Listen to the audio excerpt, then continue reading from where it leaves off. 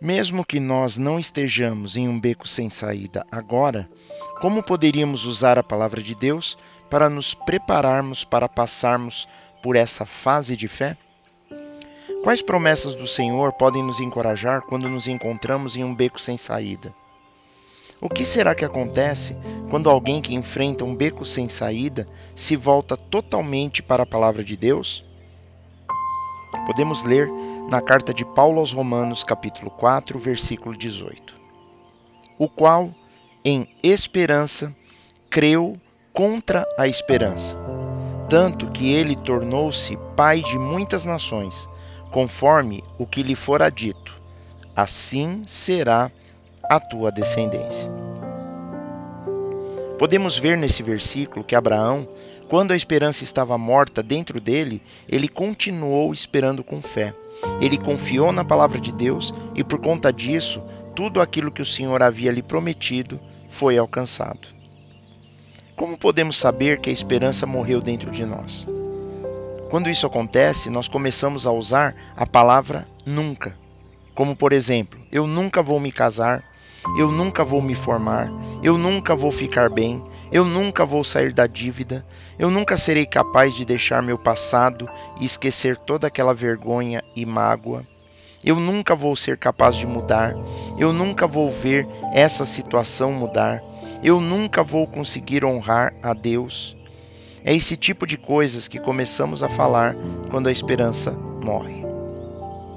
E o que podemos fazer quando a esperança morreu dentro de nós?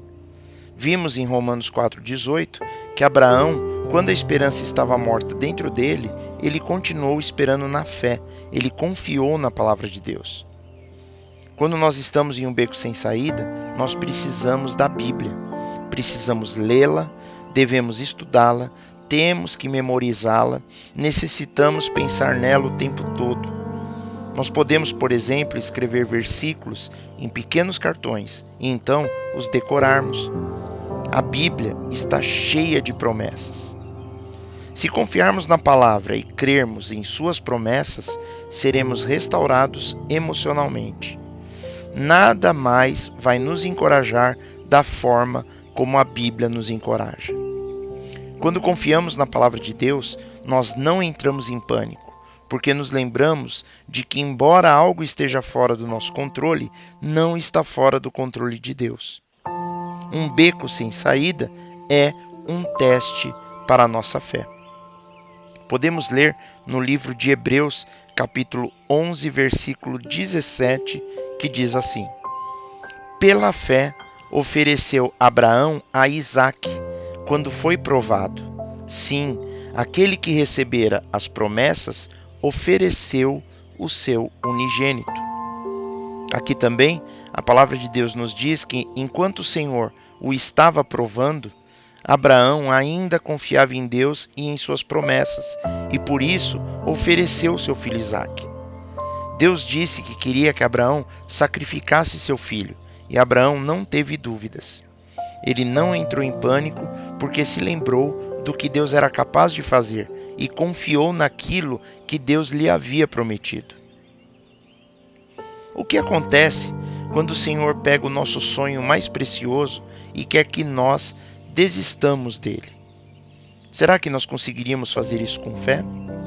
Nós estamos em um beco sem saída e Deus irá nos livrar se nós dermos a resposta certa. Nós podemos até estar em um beco sem saída agora e parece que não tem jeito, mas as coisas nunca são tão sombrias quanto elas parecem. Elas parecem sombrias quando olhamos para essa situação do ponto de vista humano e não do ponto de vista de Deus. Podemos ler na carta de Paulo aos Romanos, capítulo 4, versículo 20, da seguinte forma: e não duvidou da promessa de Deus por incredulidade, mas foi fortificado na fé, dando glória a Deus. Vemos aqui que Abraão nunca duvidou. Ele creu em Deus, pois sua fé e confiança ficaram cada vez mais fortes, e ele louvou a Deus por essa bênção antes mesmo de acontecer.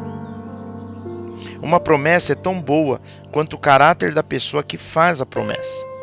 Nesse caso, a promessa foi feita por Deus. A Bíblia diz que Deus não pode mentir, porque Ele é a verdade completa.